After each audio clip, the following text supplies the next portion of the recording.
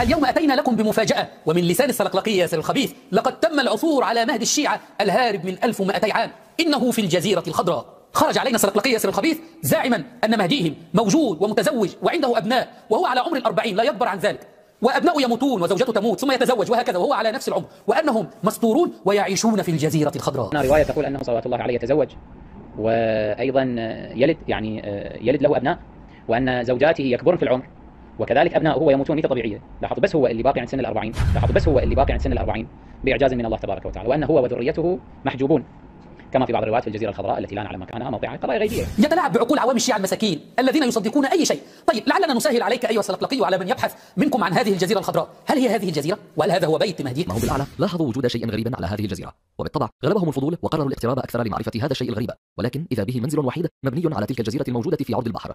المنزل بحالة جيدة للغاية كما في بعض الروايات في الجزيرة الخضراء التي لا نعلم مكانها.